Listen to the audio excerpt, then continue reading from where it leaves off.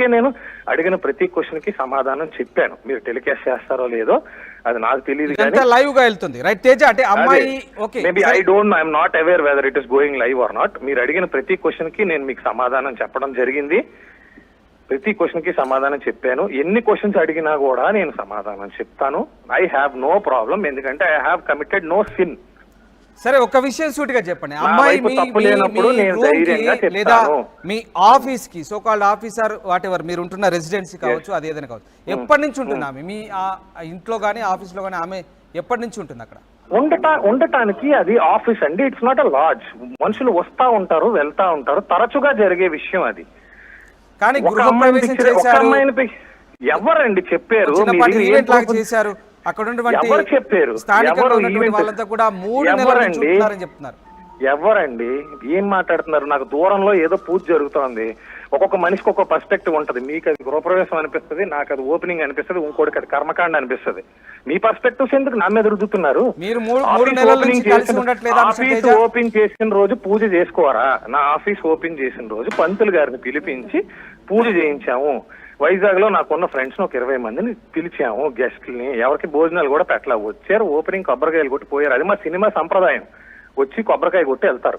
Script కి ఒక పసుపు బొట్టు పెట్టి కొబ్బరికాయ. ఒక మాట అడుగుతాను తేజ గారు, 3 నెలల నుంచి ఉంటుంది, తరచుగా వస్తూ వెళ్తుంది, 3 నెలల నుంచి అక్కడే ఉంటున్నారు ఇద్దరు అని. సరే, ఎవరికైనా డబ్బులు ఇచ్చి ఏదైనా చెప్పించండి. నేను ఇప్పుడు కూడా చెప్తున్నాను, నా ఆఫీస్ సీసీటీవీ కెమెరా సర్వేలెన్స్ లో ఉంది. నేను దాన్ని ప్రూఫ్ గా చూపించుకోగలను. నా ఆఫీస్కి ఏ టైంకి ఎవరు వస్తున్నారు, ఏ టైంకి ఎవరు వెళ్తున్నారు, నేను ఏ టైంకి వస్తున్నాను, ఏ టైంకి వెళ్తున్నాను, నా ఆఫీస్ కంప్లీట్ సీసీటీవీ రికార్డ్ లో ఉంది.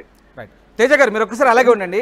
నక్షత్ర గారు వింటున్నారు కదా, మీరు ఇలాంటి ఆరోపణలు చేస్తున్నారు. ఒకవేళ మీరు చేసే ఆరోపణలు ఆయన మనోభావాలు దెబ్బతిని ఆయన కుంగుబాటుకు గురై ఈవెన్ సూసైడ్ చేసుకునే పరిస్థితులకు దారి తీస్తే ఎవరు బాధ్యులు అంటూ తేజ అంటున్నారు. నక్షత్ర, ఏంటి ఏం జరుగుతుంది? దాన్ని ఇప్పుడు కొత్తగా పెళ్లి చేసుకున్నాడు, అది బాధ్యత అవుతుంది సార్. ఇంకెవరు బాధ్యత అవుతారు? ఎవరి కర్మ ఫలం వాడే అనుభవించాలి. నాకు అన్యాయం చేశాడు, నా బిడ్డకు అన్యాయం చేశాడు. నేను చస్తే ఎవరి మీదకి వెళ్తుంది? ఇప్పుడు నేను చస్తాను, ఇదే స్టూడియోలో నేను స్లీపింగ్ పిల్స్ తీసుకుంటే who will be the responsible? చెప్పండి సార్. మీరు ఒక ఆడపిల్లకి జరిగిన అన్యాయం కన్నా జరిగిన అన్యాయమా సార్? రూమ్ లో నేను దొరికానా, ఆడు దొరికాడా? ఏం మాట్లాడుతున్నాడు సార్ వాడు? ఆ జీవితం నాశనం అయిపోయిందండి. మొత్తం ప్రపంచానికి తెలుసు సార్ నా జీవితం నాశనం చేశాడు, నా బిడ్డ జీవితం నాశనం చేశాడని. ఏ మోహం పెట్టుకొని సార్ చెప్తున్నాడు? ఒక రూమ్ లో ఒక లంచ్తో కూర్చొని కులుకుతున్నాడు. ఆడు చెప్తున్నాడు సార్ జీవితం నాశనం అయిపోయింది దాని గురించి. ఆడొక నీచ కామ పిశాచి. ఇప్పుడు కూడా చెప్తున్నాను, ఆడి మొహం మీద కూడా అదే చెప్తాను. వాళ్ళ నాన్న, వాళ్ళ అమ్మ, వాళ్ళ చుట్టాలు అందరూ నాకు చెప్పిన విషయం. ఒక కామ పిశాచిని పెళ్లి చేసుకున్నావు, ఒక రెస్పాన్సిబుల్ లేని ఇడియట్ని పెళ్లి చేసుకున్నావని. ఈడొచ్చి చెప్తున్నాడు పతివ్రత కబుర్లు. కూర్చొని ఎన్నైనా చెప్తాం, ప్రూవ్ చేయమనండి. సీసీటీవీ సర్వేలెన్స్ ఆయన దగ్గర కూడా ఆధారాలు ఉన్నాయి, అవసరమైనప్పుడు ఆధారాలు కూడా బయట పెడతానంటున్నారు. మీరు ఇబ్బంది పెట్టిన సందర్భాలకు సంబంధించిన ఆధారాలు అవసరం అయినప్పుడు ఏంటి? ఇప్పుడే అవసరం, మళ్ళీ అవసరం 10 రోజులు అది రాదు.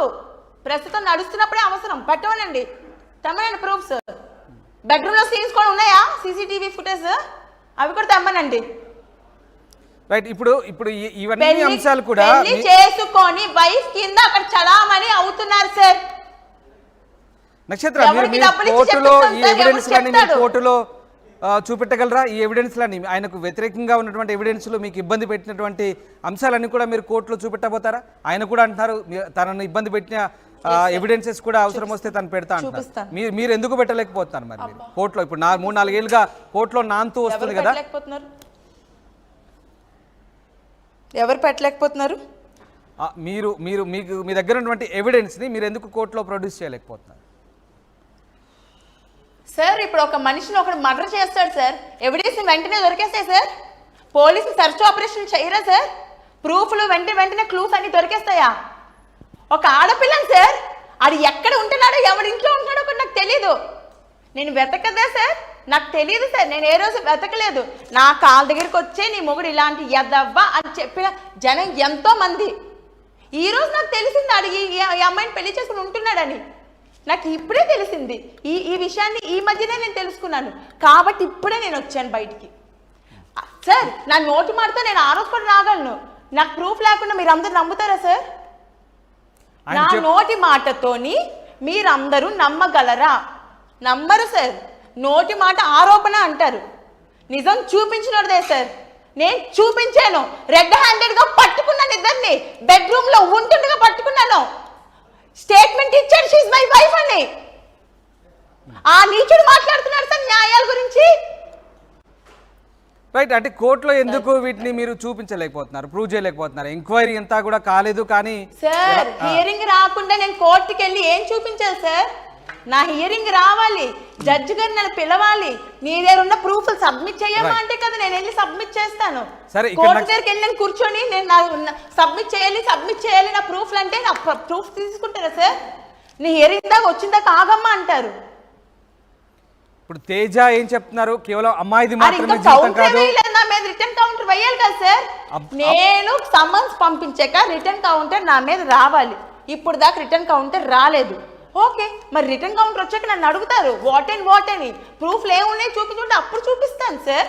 ఇప్పటిదాకా మీరు విన్నారు తేజ మాట్లాడిన మాటలు, మీరు విన్నారు నక్షత్ర గారు, మీరు విన్నారు తేజ మాట్లాడిన మాటలు. ఇందాక ఇప్పుడు ఆయన ఫోన్ లైన్ కట్ అయింది, మీరు విన్నారు.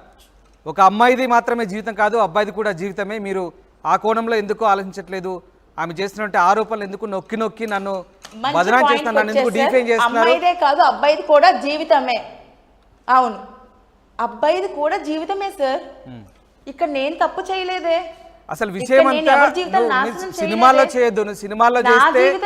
నువ్వు సినిమాలు చేస్తే నిన్ను ఇలాగే బజారుకి ఈడుస్తానంటూ నక్షత్ర చెప్పింది చేస్తుంది అంటున్నాడు. ఆయన సినిమాలు చేయడం మీకు ఇష్టం లేదా? ఓకే, నేను చెప్పింది అంటున్నారు కదా, ప్రూవ్ చేయమనండి. ఏ వాయిస్ రికార్డ్ ఏ కాల్ రికార్డ్ తీసుకొచ్చి ప్రూవ్ చేయమనండి. నేను చేస్తున్నాను కదా ప్రతి చెప్పిన మాటకి, తను కూడా అలాగే ప్రూవ్ చేయమనండి. అప్పుడు ఓకే, అప్పుడు మాట్లాడతాను. వాళ్ళ నాన్నగారు కూడా అదే మాట్లాడుతున్నారు, సినిమాల్లోకి వెళ్ళి పాడేప్పుడు ఆ అబ్బాయి సినిమాల్లోకి వెళ్దాం మాకు కూడా ఇష్టం లేదు అని. వాళ్ళ నాన్నగారిని కూడా అప్పుడు ఇదే క్వశ్చన్ వేయండి. రైట్, ఇప్పుడు ఆయన ఏం చెప్తున్నారు? ఆయన పెద్ద హీరోల మధ్యనే ఈ పెద్ద హీరో వెళ్ళిపోయి ఇప్పుడు చూపించాలి ప్రపంచానికి పెద్ద సూపర్ స్టార్ అని చెప్పేసి. హీరోలే కరువు సార్. మరి సినిమా లేకపోతే సూసైడ్ చేసుకుంటానని భార్యతో నాతో చెప్పాడు సార్. అంత సూసైడ్ చేసుకునే మటుకైతే నన్ను పెళ్లి చేసుకుని పిల్లలు ఎందుకు సార్ వాడికి? సినిమాలు అంతా చచ్చిపోవచ్చు కదా వెళ్ళి. ప్రేమ పెళ్లి ఇవన్నీ ఎందుకు సార్? ఈ కపట నాటకం ఎందుకు ఆడాడు నాతో ఉన్నప్పుడు? సరే సింపుల్ గా చెప్పండి. ఇప్పుడు తేజ లేకపోతే చస్తాడంట. రైట్, నేను ఒక్కటి చెప్తాను, నాతో ఏమన్నాడంటే సినిమా కోసం నేను ఎంతో అప్పులు చేసేసాను, సినిమా కోసం కొన్ని లక్షలు చేశాను, కొన్ని కోట్ల రూపాయల దాకా నేను అప్పు చేశాను, కాబట్టి ఇప్పుడు నా సినిమా నేను ట్రాక్ లోకి పెట్టుకోలేకపోతే అది సక్సెస్ అవ్వకపోతే నేను సూసైడ్ చేసుకుంటానని చెప్పాడు. ఇప్పుడు మీరు చెప్తున్నారు ఆ అబ్బాయి సూసైడ్ చేసుకునే పరిస్థితిలో ఉన్నాడని. అప్పుడు ఎవరు బాధ్యత అని? ఎవరు బాధ్యత? కోర్టు పోలీసులు తేల్చమనండి సార్. వాడి నోటితో వాడు చెప్పాడు నాకు నేను సూసైడ్ చేసుకుంటాను సినిమా లేకపోతే అని. ఎన్నో వేల సార్లు నాకు చెప్పాడు ఈ మాట. పాపం ఆయన ఇప్పుడిప్పుడే ఎదుగుతున్నాడంట. ఆయన ఇప్పుడిప్పుడే ఎదుగుతున్నాడు. ఎదిగే క్రమంలో సొంత భార్యే నన్ను డిఫైన్ చేస్తోంది, ఇప్పుడిప్పుడే నేను కెరీర్లో నిలదొక్కుంటున్న సమయంలోనే నా భార్య ఓర్వలేక ఇలాంటి ఆరోపణలు చేస్తుందంటూ తేజ బాధపడుతున్నాడు. నక్షత్ర గారు సార్ ఎదుగుతూ 10 మంది అమ్మాయిలతో పడుకోమన్నా సార్, భార్య ఎంకరేజ్ చప్పట్లు కొట్టి ఎంకరేజ్ చేయాలా సార్? ఎదగడం అంటే ఏంటి సార్? 10 మందిని రూమ్ లో తెచ్చుకొని ఉంచుకోవడమా సార్? లేదంటే